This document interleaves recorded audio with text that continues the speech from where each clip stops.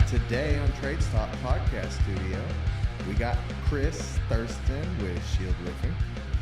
Finally got my own genre of contractor on here finally.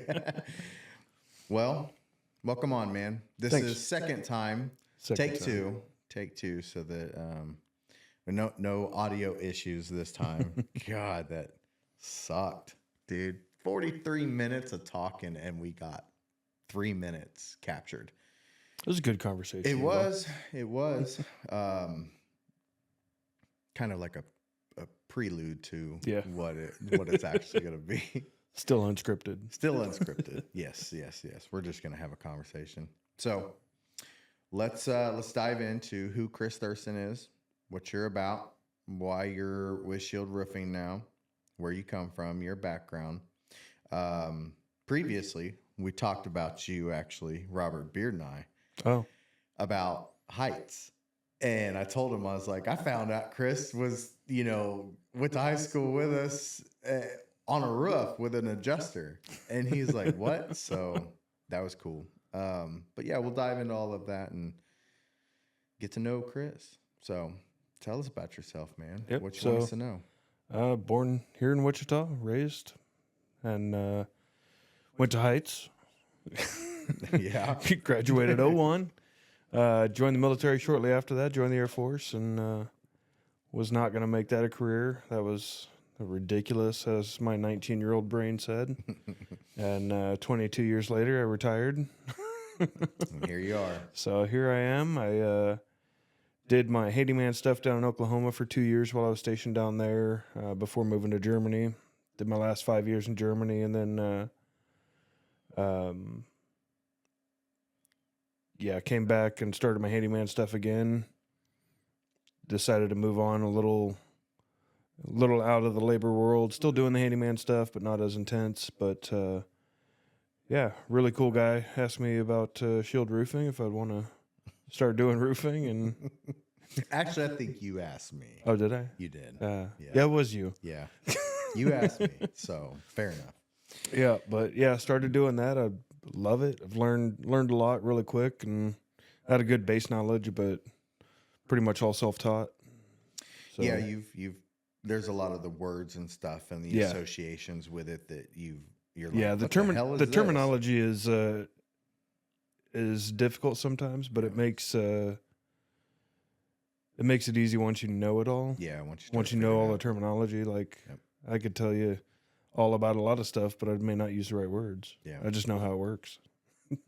Well, I mean, that's kind of pretty much how any of us look at it. I mean, I heard something the other day that, for people that are in, whether it's trades or pretty much anything, we can consider it to be easy. Yes. Whenever we do it all the time, or, it is easy to us, but other things are very, very challenging.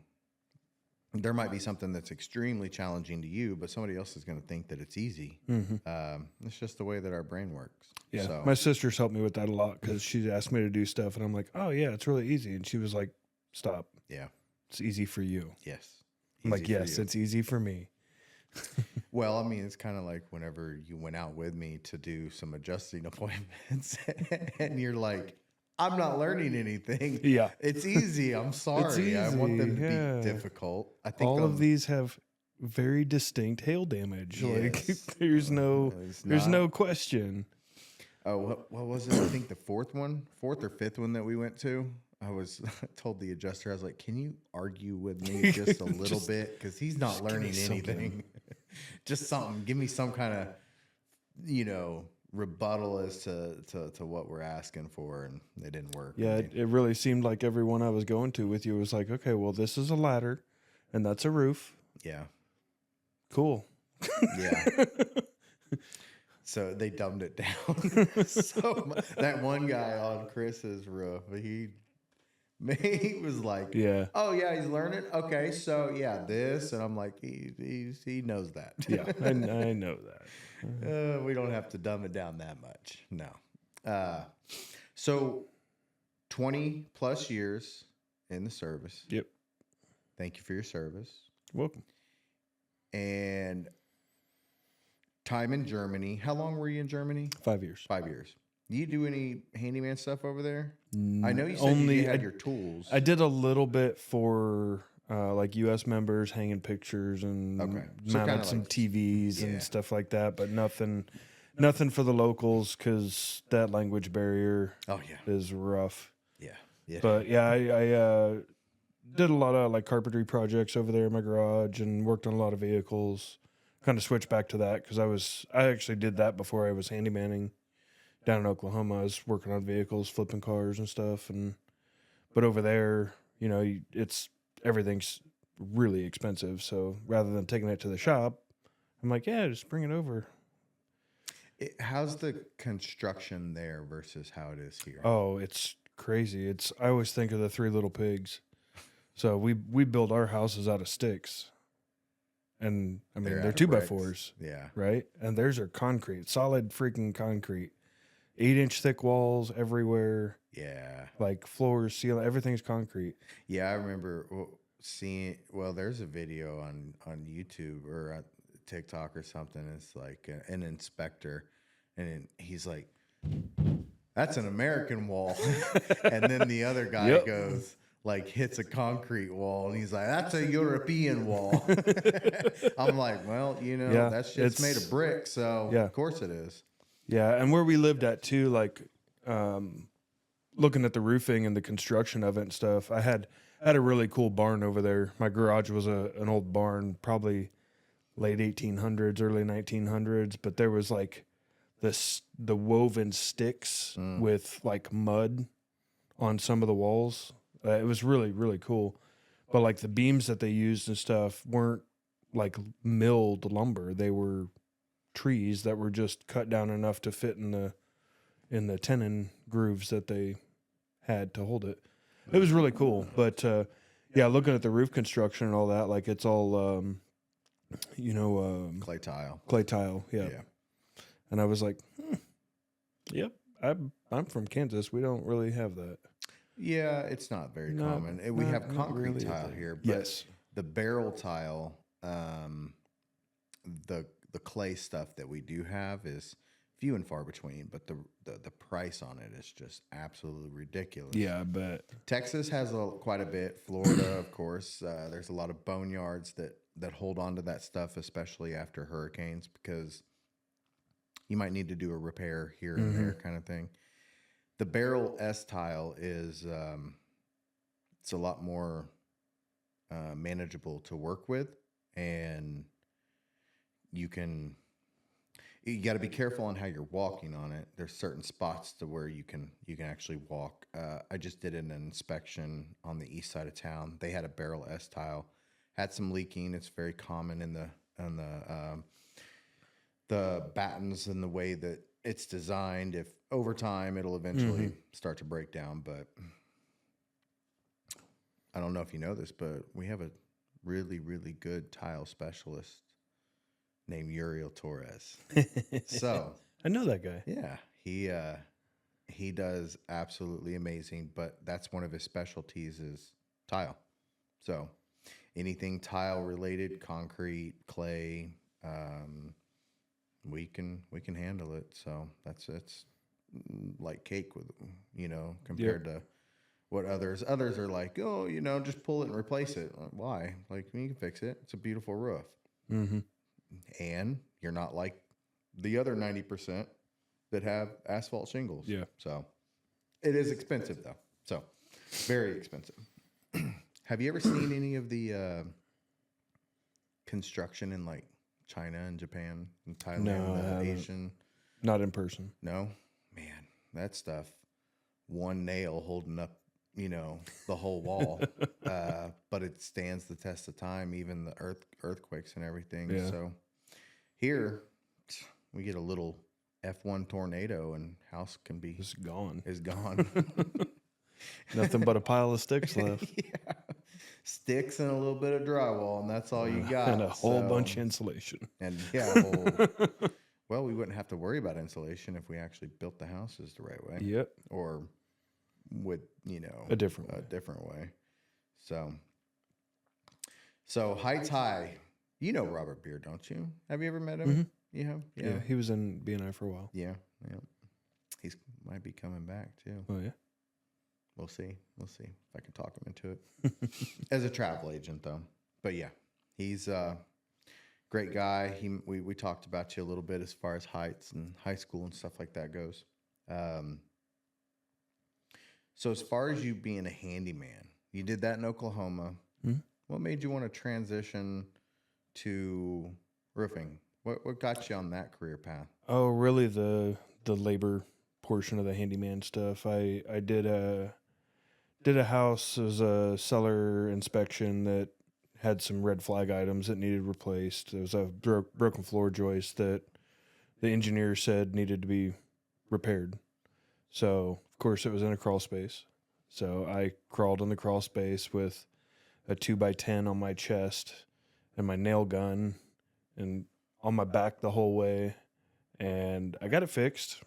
It was great. But I hurt for like a week and I was like, what am I doing? It's not sustainable. I'm 42 years old, but 22 years in the Air Force with 2,600 hours flying and working on aircraft. That's and gotta take a toll. Yeah. So my back's screwed up. My shoulders are screwed up. So I was like, what am I going to do in 5 years? I just can't do it. And so I did start looking for something else. And you're the first one that got to me. So congratulations. Yeah. Well, you've done exceptionally well. I mean, we've all definitely noticed, but that just you made it easier on me for the fact that you did already come with some knowledge. Mm-hmm. Teaching certain things. I mean, as far as the knowledge of the industry and the application of it and terminology, using those words, I can teach all of that. Mm-hmm. But there's certain things that cannot be taught. Yeah. You actually have to possess those qualities, in your own characteristics before and going into a job like this. Yeah, I think a big part of that too is being military, like the attention to detail and the discipline of, I don't cut corners in anything I do because what's the point in doing it if you're going to half-ass it? Oh yeah. No. A lot of people do, unfortunately. Yep. And some of them last, some of them don't, but the qualities you also possess was the fact that you weren't afraid to talk to people. Mm-hmm. That's like the biggest one. How are you going to sell anything if you're not going to sell yourself first? Yep. And sell who you are as a person. So I saw that and realized that, you could do really well. But you actually far exceeded what we thought you were going to do. Good. This first year.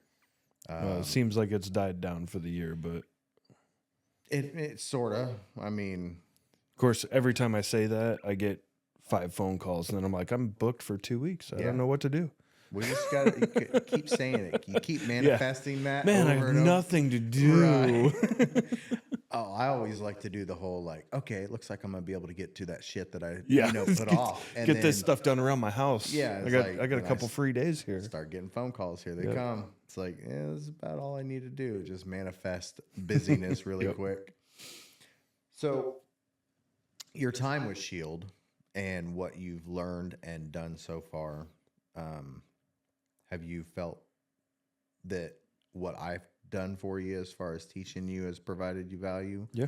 And in the steps? Definitely. I know how to talk to insurance adjusters when the roof is very easy to talk to them about.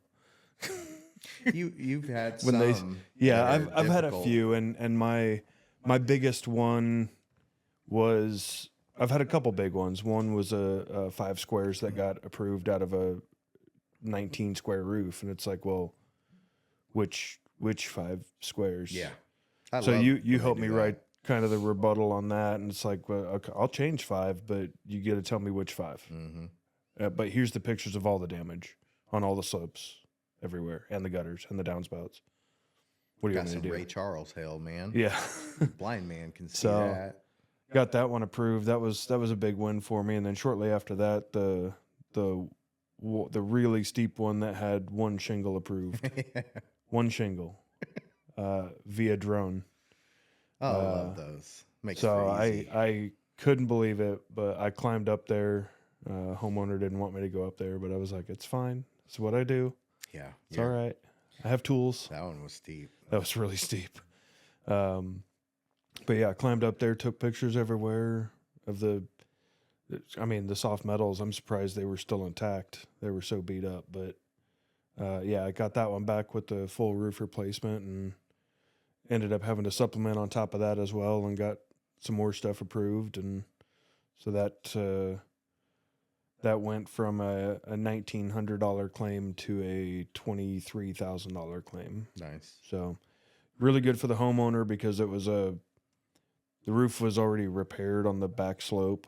So the back slope was like 5 years old. The front was like 12, and both of them were in bad shape already. So looks a lot nicer. Definitely stands out in the neighborhood with a new roof, especially those really tall ones. So that's what a lot of people don't understand.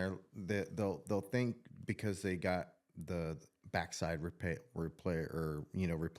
and then the other side. Oh well, we'll just go ahead and do the other probably side. fine. Yeah.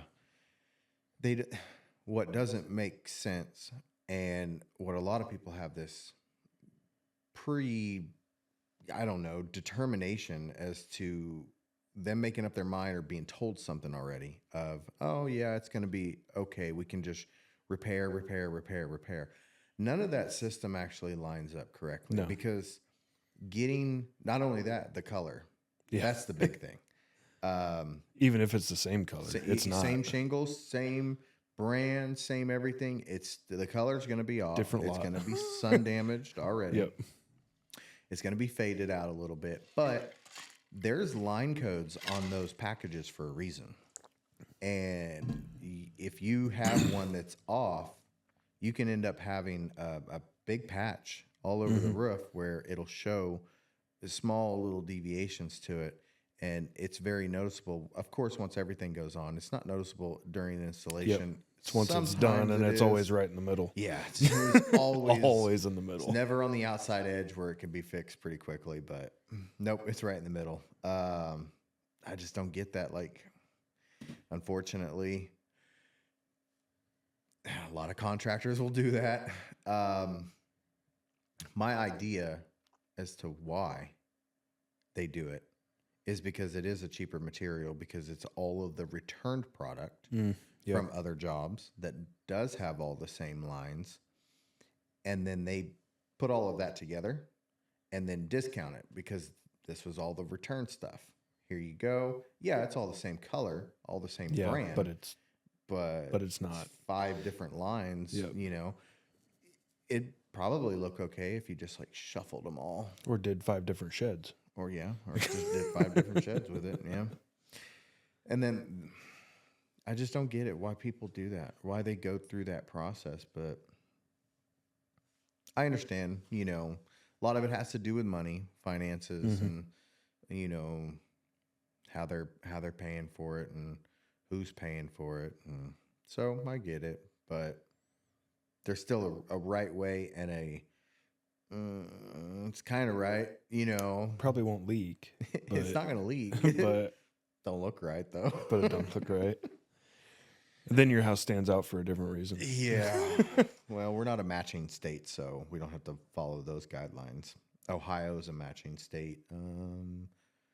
Texas and certain areas. What do you mean by matching state? So in the insurances, in the insurance department, there is clauses and regulations essentially that state material has to match. So for instance, you can't go and replace half of the house siding with a different material. Okay. And it doesn't match. Or yes, you can replace this and we can do a repair on the front portion of the siding, but if it doesn't match color-wise or even profile and material-wise to the rest that can be visibly seen from the street, then it doesn't fall under matching guidelines. Same goes with a roof. you do a repair. Like you've seen plenty of them where you go up there and it's a 3-tab shingle, but they didn't buy a 3-tab. They ended up buying a laminate shingle and they still do the repair. Yep. Yes, it's technically right. It's fixed, but that shingle does not match to the rest of the roof system, color or profile at all. So therefore, that would be a matching clause, or would fall under those guidelines of making it match. So Ohio was the big one because whenever I was an adjuster, there was a lot of debate on the hail damage that ended up hailing out a lot of the siding, the vinyl siding, and you'd pull an ITEL report, and that ITEL would say it's either discontinued or, you know, this product line is still available. So then the insurance's eyes, they're going to try to, you know, go for a repair versus a replacement. So you try to find that material that matched as best as possible, but it never would because it's already faded, it's already damaged. Well, not really damaged in the same way that we think damaged, but it has, you know, oxidation to it already, so it changes the color. And so the contractors there, they would fight as hard as they could, and rightfully so. You know, you and I, we wouldn't want a mismatched house. No. Because now we're not returning it to prior loss condition. It looks off. It's not the same. Fixed, but it's not the same. Yeah, it's not the same. So here, as far as I'm aware, I have not seen any kind of statute within Kansas Insurance Department that states anything for matching as of yet. Of course, there's a lot of rules and regulations here for the insurance department that does not make sense at all, like not having a public adjuster when this is one of the states that definitely could use one. On the residential side, you can have it on commercial, but you can't have a representing party for you as a consumer residentially. So it doesn't make sense, but I'm probably going to say some stuff and get my ass in hot water with my adjusting license. I'm pretty damn sure of it. They'll be like, oh, he's talking shit, huh? I'll revoke that license. No, I just, it doesn't make sense because I've been on both sides, have clear experience. You have a really good understanding of both sides. I have a very good understanding. So I actually understand in some cases what the insurance looks at and how they're looking at it. So now moving forward, and that's what I've taught you, look at this from an insurance perspective. Let's make sure what we're asking for is actually correct, or how they're going to look at it, look through their eyes, essentially. Unfortunately, in today's world and what it's been for the past several decades in roofing sales or construction in general, primarily roofing sales, because that's the first person that's there during a, hailstorm, windstorm, tornado, and they're the ones that are really going after the insurance in the first place anyways. You have a plethora of individuals that do not know shit about insurance and what they've only been taught and trained and informed by other individuals that don't know shit. Yep. So you just have this trickle down effect of just more shit being passed down when none of them have any experience in it. And the ones that do have experience in it, the ones that are, ethical about it, they don't try to approach it in a way that is going to screw anybody. And therefore, that's the way that it should be. Because who writes our checks? Yeah. 99% of the money that roofing companies get comes from the insurance. Yep. It's not a retail organization. Now, we're probably going to eventually switch over to that just because of the way the world is. But yeah. And I mean, insurance is there to pay for those damages. That's why we pay insurance. I mean, I don't know how many people I've already talked to that, you know, yeah, I've had this insurance for 25 years and I've never made a claim. And they're like, I don't know how to do it. I'm like, well, that's what we're here for. Let's make a claim because your roof is damaged. And truly, the agent should be there for that. And that's just not an informed agent. But I mean, yes, we need to inform them correctly. And I think with what you've clearly shown just in less than a year, 6 months, if that, you know, you're informing them correctly. You're doing exactly what's necessary. So thank you for for doing it the right way. And not trying to, it's not about a buck. It's about, you know, retaining that relationship. no, and it's the same with my handyman stuff. Like why did I even do that? Because one, I like doing the work. If I had unlimited money, then I would be doing everything to my house and not work at all. I'd work on my house. But I'd rather use my skills and my knowledge to help someone else out, get a good job completed on their part or on their end, on their house, and they're happy. I'm happy because they're paying me. They're happy to pay me because the job's done right. And that follows straight into the roofing. If the job's done right, they're happy to pay because they know, especially with Shield, we stand behind our work. Yep. So, Lifetime warranty, baby. yep. That's why we have it. And that's why I got cookies from a customer. So. You got cookies? I got cookies, and I did not share them. Have you, so out of any time of doing this on this side, not just roofing, handyman, any kind of, what other gifts have you received? Tips. Outside of money. Have you gotten anything like really cool? Not really. Usually it's, you know, stuff people are getting rid of, and I'm like, what are you doing with that? Like I have had some sawhorses a while back that they were. I got a 4-wheeler. Just oh my god. I got a 4-wheeler. That was a tip. I got a freaking 4-wheeler. I did get. There was a widow that I worked on her house, and she gave me all her husband's tools. Yeah, it wasn't a ton, but they were what hadn't sold or what she hadn't got rid of, and she was like, "Please take these." And some of them were really old. Really, I'm like, "What is this?" So I had to like research it. One of those drills where it's like, yeah, I have one. It's from that. Yeah, I'm like, wow.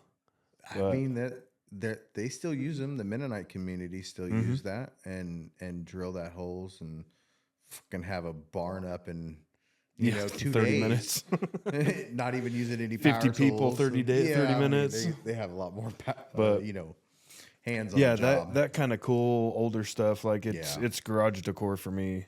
So it's really nice to walk into the garage and see that stuff. But well, then if you want some like more garage decor, I have some stuff that my dad kind of passed down. Didn't really pass down. He didn't have a choice. He died and gave it to me. So,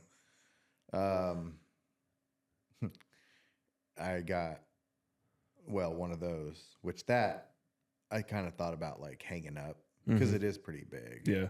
But some of the other stuff, like, maybe putting in resin, making like a clock out of it. Yeah. That'd look cool. But I got some stuff you can just have. You don't have to do any work for. I just need to get it out of the garage. I have a lot of tools. All right. So, Milwaukee or DeWalt? Oh, I'm DeWalt all the way. Oh, damn it. I have a Milwaukee tape measure that I bought out of necessity that I can't stand. But I was clear out in Maze. You and your and I didn't have a like the I didn't DeWalt. have the handyman didn't have a tape measure. So I had to go buy one, and all they had was Milwaukee, and I was like, right there, since he likes DeWalt, I'm just kidding. DeWalt's all right. It's no, and it's honestly, okay. it's a hard decision to make when you start buying those tools, because I mean I have tons of tools, tons of batteries. I mean those batteries are crazy expensive. Yeah.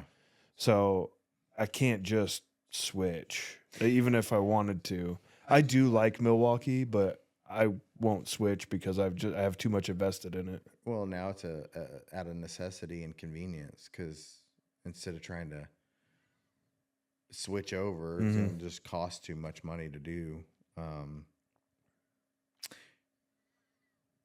A long time ago, I remember, if I can think back how far back, like 2015, 2016, there was this, I was working with a really good friend of mine. Unfortunately, he passed away this year, Nathan, and him and I debated all the time about Milwaukee and DeWalt, constantly. And he was one of those people, like, you told him something and he didn't know, he's going to YouTube immediately and looking it up, or going to Google and seeing if what you just told him and the shit you told him is real. Is it real? Yeah.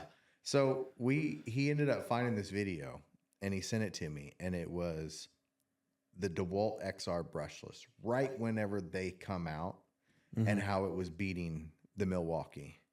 And he's like, oh, look, but the 20 volts better than the 18 volt and all this other stuff. And then I found a video shortly after that where the Milwaukee ended up just blasting through this stone this guy had. And the DeWalt, he ended up going through like 2 or 3 drills trying to do it because it was burning them up. Jeez. So, of course, Nathan was like, "Oh, whatever, that was staged." And I'm like, rigged. "Whatever, you just like DeWalt, it's fine." However, what's funny is he had the DeWalt XR brushless, and he had 2 of them. Back then we did drill into like the concrete footings and basements in order to run cabling through them. Yeah. Well, one specific spot, he couldn't drill through the mortar. He had to be able to drill through the actual brick itself. And he ended up burning up both of those. And I happened to be right down the street, and he used my Milwaukee, and it went through like butter. And he is like, well, fuck you. Yeah. Doesn't matter. Let me know when you want to borrow a real drill. Just because it's newer. Yeah. Some shit that he said, but it was funny. It was a constant debate, but I like my Milwaukee stuff. Like, I do have quite a bit of it. I think I damn near have everything of the M12 and M18 series, at least that I can put to use. I don't have everything, but I still have quite a bit. I mean, now there's so many things. I mean, I'm surprised The there's not like toolboxes. a coffee maker. There is. There is. There is. The battery powered Milwaukee coffee maker. Oh, they got God. coffee cups. I mean, heated jackets. Yeah. There's a ton. There's a ton of stuff. I mean, that marketing ploy worked well. Oh yeah, yeah. Like, I wonder if Milwaukee and DeWalt called each other and was just like, you know what? Let's make this rivalry. Let's make a feud, and see how much we can sell. The forever debate of Milwaukee and DeWalt to never be settled. They played us, man. They played us, but that shit works. It does. It has to, because you would get called out. Yeah. I mean, if that tool didn't work, especially with TikTok nowadays, you'd get called out with no other. Yeah, really quick. And then Makita had to join the fight. Yeah, my buddy's a Makita man, and I'm like, Ryobi and Hilti. Hilti's pretty good, but just really expensive. Really expensive. What was the other one that tried to join in? There's a new one, Flex. That is The fuck is that? garbage. I picked up a drill and I was like, oh, thing weighed like 20 pounds. Like I was like, what is, no way. Can't carry that around all day. No. No, you can't. No way. Isn't it? That's a Lowe's thing, isn't it? Yeah, I think so. Yeah. Well, that's why. I mean, I'm a Lowe's guy, not a Home Depot guy. So And that's why you had DeWalt. Even though they sell DeWalt at Home Depot, but nah. Home Depot all the way. So we could have this feud. it's fine. I'm Home Depot. But of course, it is sort of out of convenience because you are closer. I'm closer to the Home Depot than I am to the Lowe's, even though there's only 2 here. Yeah. And there's 4 Lowe's in the area? There's 1, 2, 3, 4. Yeah, 4. Mays, Derby, East and West.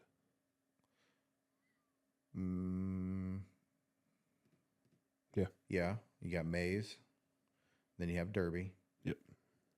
And then you have East Kellogg. East Kellogg. Oh, that's right. There's one on Tyler. Kellogg and Maple. Ridge. Maple. Or Ridge and Maple, yeah. Ridge and Maple, yeah. So yeah, there's 4. But I look, here's how it actually is though. So Home Depot is more for the contractor and Lowe's is more for the homeowner. Yes. Yes. Because most DIYers are probably going into Lowe's and looking around because I don't understand the layout either in Lowe's. I can't find shit. I can't find anything in Home Depot. It's never going to stop. No. They do this for a reason. You know that, right? Yep. For this right here. Yeah. Talking points on a podcast. No, it's not a bad place. I don't mind. I'll go to either one. I don't care. But there is certain things that Lowe's has that I like that Home Depot doesn't carry. But if I had a choice, I'm going to Home Depot. Mm-hmm. Just, I am. It is what it is. Now, when it comes to lumber, I go to Lumberyard. Yes, because neither one of them have good shit. No. It's like the Dollar Tree of lumber, and it's not even cheap enough. Yeah, it's still the same price as a Lumberyard. Yeah. It was like standing over there picking out wood from a 2x4 section forever because you can't find one that's straight. Yep. I've had to take back that trailer wood 3 times now just to get one that was straight of the 2x8s or 2x10s that were 16 foot long. And I told him the last time, I was like, you know how inconvenient this is? Well, we're really sorry about it. And I said, it's not about that. I said, it's so warped. And whenever I can't even fit it in between the other boards. Like, I have to get it in between that metal slit in order to bend that board down there. No, it doesn't work very well because of how twisted that board up. Oh yeah, it's straight this way. But there's 3 axes. As soon as it dries a little bit, there's 3 axes that it has to be straightened on. Yeah, it's like and cupping. Cupping's terrible too. Yeah, the cupping. And when it's wet or still has all of its the treated in there at the same time, it warps whenever it sits out and you don't have it, mounted. But of course, it's going onto a trailer, so not all surfaces are going to be touching. It'll warp like crazy. Sucks. Oh well, it's still just a utility trailer. Nothing too special. Doesn't have to be perfect. Just got to be functional. Yeah, but I still want to be able to get, and get the damn board in there. I'm gonna rebuild my trailer. I got a 6x10 enclosed, and it's not in great shape, but I got it for cheap. So I got a lot of work to do on it, but I'm gonna replace pretty much everything on it. But does it got a wood floor? Mm-hmm. Yeah. Use the carriage pins. Yeah, they're nice and smooth. Yep. That's what I'm doing with that one is the carriage bolt. Right now it's put together with, I don't know, they're like countersunk sheet metal screws or something. It's okay. Don't ask. It had carpet in it. Yeah, that was the first thing to go. I mean, kind of depends on what you're carrying. It's enclosed though, but still, carpet could start to mold. It was so dirty. What was it used for? Dirty. He had bought it for his wife was going to turn it into a snow cone trailer or something, which I didn't really understand because it's only like 5 feet tall. So I can't stand up straight in it. So unless she was short, I don't know. This might have been, yeah. But yeah, that never came to fruition. So he got rid of it. Yeah. I had a motorcycle trailer that was kind of in the same realm of like they were going to do something with it and then they never did, and it was an enclosed trailer. And we tried to work out of it for stuff and single I axle. used to have a 24-foot car hauler enclosed. Those and are nice. Yeah, it was. It got I got that from a job. Traded work for that trailer. Yeah. But yeah, it got stolen. So, with about $15,000 worth of tools in it. Ooh. Yep. But insurance got me, so There you go. it was. It actually insurance is good for insurance something. is good. Something. It was actually a silver lining because it was like 8 months before we moved to Germany. So I was like, what am I going to do with this trailer? Obviously, I'm not taking it to Germany. Like, I got to store it somewhere. I got to get the tires off the ground. I got to, Yeah. What if it gets stolen while I'm gone? But yeah, so they alleviated that problem. Still miss that trailer though. Everything seems to work out. Yep. Just not in the way that we really It planned. was years that I'd be like, oh, I have that tool. No, I had that tool. I need to buy it again. That's funny how that works. 'Cause you remember those whenever you need them, and then you can't find them, and then you remember that you either let somebody borrow it, or they just didn't ever bring it back, or that it got stolen. Yeah. Shit, I need that now. Yep. I have a lot of tape measures for that reason.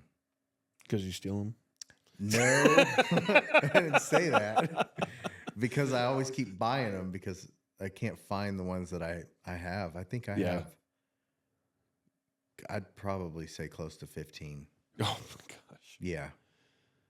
I've got 3 that I regularly use. I have a couple backups in my toolbox that I hate using, but I actually got them. I got a 2-pack last Christmas, and I still have them. So, well, let's get back on track. yeah. Giant tangent. Tangent on Milwaukee. What are we talking about again? What am I doing here? I don't remember. It's unscripted, man. We'll talk about whatever. All right. Tell me, 42, getting into the trade or getting into this side of the trades. Somebody that is your age, our age, that's wanting to step off into it. I'm sure you've had some kind of scary experience as far as like changing careers, sort of, but stepping into a new venture. Yeah. And how would you, what advice would you give to somebody that's thinking about doing the same thing, whether it be roofing sales or just in general, but this side? The biggest thing is having a good mentor, having someone you can lean on and ask questions to, and it may not be just be one person, it may be multiple people, but that's any age too. You know, if you get into really anything, have a mentor, have someone that's done it before, knows something about it that you can just be like, hey, this happened. Is that normal? Right. Because that happened. I mean, that's always a confidence thing, right? You're like, man, did I screw that up? Was that normal? And it's like, no, it happens. You know, stuff happens, and in our fields that You just got to adapt and overcome. This stuff figure it just out. certain things rarely happen, but they do happen. And you know, you learn from mistakes and pick yourself up and just keep going. That's another thing. You screw up one thing, I mean, you don't stop. I've made a couple mistakes in my time that have cost myself and the company money. Yeah. But you know, roll on. I had a mistake that I've never. I wouldn't call it a mistake. I'd say might have been a little bit of an oversight, but it was to deal with gutters, and it was an optical illusion. It was crazy. So on all of the downspouts, where the final bend to break over was, it was a different color. Like completely different color. You could look at it and go, that looks white, and the gutter is linen. And when you looked at it at a certain angle or certain, it didn't matter. Like that looked white. And you would think that it was possible that the bottom had the elbow where they shoved it up in there and they just screwed it. So I'm thinking what this customer is explaining to me is that's what this might have been, that they didn't actually bend the gutter or the downspout to get the elbow 90 degrees. And instead they used 90-degree elbows that were shoved in there from a different material. And I go look and see it, and I'm like, there's no way. Like, why is that different color? So it was the way that the sun was actually hitting it. And I think from the heat and the bending of the material ended up stretching out the paint powder coating. Yeah. Therefore allowing the base color of white to come through a lot more. Because when the sun was on it, that downspout at that bottom part was white.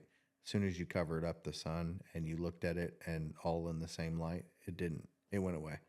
So it was an optical illusion. That's different. And I was like, well, that's that. See, I learned something new every day. And now moving forward with customers,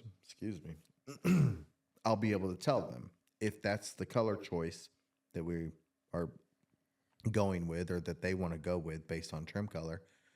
Now I have that to, use in my back pocket and say, just FYI, this is what this could look like because of that color. And that all little things like that we end up learning over time. You're going to end up learning something new every single time. And I love that. I actually encourage it. I want to be told no, or I want to be told that there's a small issue. However, Uriel will tell you. I can't even imagine where this is going. Pipe jacks. Yeah.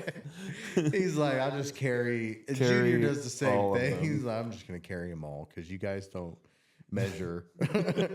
He's just like, 1 5-inch and it's a 6-inch or it's a 7 or. I like the one where he called me on and he was like, 5 years of this. You took a picture of it. It's in the file. It says 4-inch and you wrote down 6. And I was like, I got to keep you on your toes too. You got to do your job too, man. Check our stuff. I'm sorry. I forgot. No, it's always with the HVAC caps that I'm like, yep. It says pipe jack. Before I got into the roofing stuff, I had no idea they were all different sizes. Mm-hmm. I had no idea. So there's a 3-in-1, 4-in-1, and there's a 2-in-1 as well. 2-in-1s are not very common here at all. Yeah. They're more for Arizona. There's certain other pipes that are in those roofs. But there's Brone. You know what a Brone is? Mm-mm. No? I showed you the Brone. Kind of the dryer vent. Yeah. Okay. Yeah. Turtles. Yep. But that's where the language of things, and you're like, what? Like, I call them turtles because I'm calling them what the insurance calls them. Yeah. They're called turtle vents, but they're box vents. They're box vents. 750s. Yeah. But then you ask a roofer, the one actually putting the shit up there, and they don't call them either one of those. They're 750s. Yeah. So yeah, there's a difference between all aspects, but and it's like that with any field. There's different terminology. We all mean the same thing. From the engineer to the laborer. Yeah. They call there's that 10 one different thing. things in between. Yeah. Especially in roofing, but I mean, it kind of all still boils down to the same thing. I look at it from the insurance side because that's what I come from, but it's also easier on how can I get them to pay for this the right way? Yeah. How can I, and making their job easier so they're not going, what does he mean by that? Right. Yeah, if you use their terminology, then. Well, I like the people that are like, roof, $15,000. What's all included in that? What is the roof? Yeah. What part of it? Just one part or what? Just roof. Yeah. Whole new All roof. roofing, 15 grand. Is that the drip edge too? Like, Yeah, where do we stop? yeah, like they don't break it down, which makes it difficult for the insurance. So I like how, we have it broken down, but at the same time, I've run into instances where they didn't pay attention to my final invoice, or they didn't pay attention to all of those things on there. I actually had a really funny one. I've got one right now doing that. Yeah, where they didn't pay attention to it. They updated a couple things, but not what I asked for. And I'm like, the adjuster calls me and goes, you have flat roof on here, you have steep on here, you have redecking on here. What was the other one? Oh, you have skylights on here. And I'm like, what are you talking about? And he's like, that's on your estimate. And I was like, no, it isn't. And he's like, I'm reading it right here that it's on your estimate. How many? Flat roof. And yeah, how many? And I was like, oh, okay, cool. What's the quantity on that? And he like looks over and he goes, have a nice day.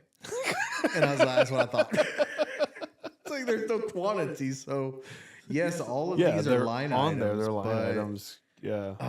And then the most recent one was I sent my final. It didn't have another portion of work from that the insurance had paid for, which were some window wraps. We weren't doing those, but their grand total and my final total was relatively very close. And they didn't pay attention that I was asking for sheathing that I had on there. And I sent them the code. I sent them the photos. I sent them everything. But because that amount looked relatively close to theirs, they went ahead and released all the depreciation without addressing the supplement.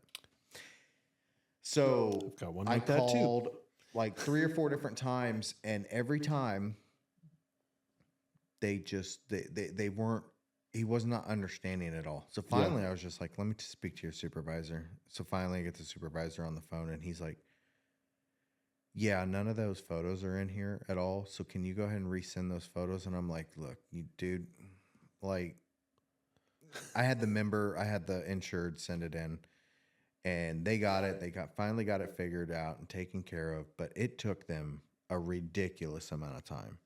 And unfortunately, that's what we deal with. We deal with people that are very inexperienced because they're just meat in the seat looking to fill a position. Just because you have your adjusting license does not mean you know how to adjust. Yeah. Of course, they got to fill those positions, and then they read from not quite a teleprompter, but they're being instructed. So the adjusting side and the insurance side has just the same amount of idiots that the roofing side has. So it's people it's being passed down like, oh no, we do it this way because it worked one time and they just continue. Or times have changed but that's the way we've always done it. Exactly. Or they don't change. You have no idea how many times I heard that in my career. Or I like we need to get 3 estimates. Yeah. Why? No, you don't. You're trying to save your insurance company money? Oh, from the homeowner. Uh-huh. Yeah. Yeah, the homeowner. We need to get 3 estimates. What are you looking to find out on each one of those? So I can give you 3 estimates, good, better, and best. I like the Grant Cardone, motto. You get 3 options and you get to only pick 2, fast, cheap, and good. Yep. But we don't do subpar work. So that one's out of the question. Yep. But I can give you good, better, and best. I don't understand that mentality. It's old school way of doing things. Yep. But I'll hit him back with, okay, can I ask you a question? If you had a knee problem and you need to get surgery on it, are you going to go shop for 3 different doctors and get 3 different estimates? Or are you going to go to the best doctor? Right? Yeah. You only have to pay your deductible, right? And then you can get the best doctor. Would you tell your insurance carrier that, hey, I found someone cheaper? Hey, yeah, I found somebody cheaper for you that could do the same work, but he's a little bit cheaper and he's not going to use this or he's not going to use that. No. He's going to reuse this. Yeah. You want that in your body? It works the same. Yeah. And then the grand question, though, is this a forever home? Because there's so many flippers out there. Yeah. There's so many people that are investing. There's so many, no, we're going to stay for a couple of years. That right there changes the whole conversation. Okay, well, I can offer you this roof. We're still going to do quality, but it's going to be a little cheaper. Because in the long run, you don't need that class 4 shingle.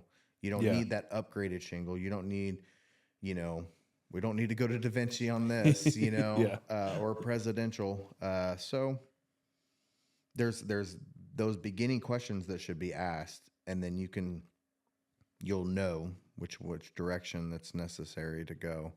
But that's kind of I also kind of gained that information just from the conversation, which I've shown you with a couple of them. Yep. I already know what they're looking for. They've already divulged certain bits of information, so makes it easier, but little things and little key points that you pick up on over time. So, well, I think we made up for our 43 minutes that we lost last time. It's still recording. It is still recording. Yeah. Thank goodness. I was pissed off, but we're going to have you back on. I want to dive deeper into, military. Yep. You're going to bring me some stuff that I can put up. Yep. So one of the things that I'd like to dive into next time is the article. Yep. I was thinking the same thing. That was wrote about you. Do you wanna maybe put some hints about that? And what I'll do is in the YouTube description, I'll put that down there for people to click on and see. Yep. A little bit about that was just a veteran salute that our local news does here, and a little bit into my career and some accolades that I've gotten and all of that, but we'll save that for next time. Yep. I'll put it in the YouTube description for people to kind of look at it and check it out, but then we'll dive into it. And you still got to get that Google Drive to me of I do. Stuff. I actually thought about that when I sat down, so forgot about that. Yeah. All right, well, thank you, Chris. I appreciate you being on here. Absolutely. And we'll be back on again.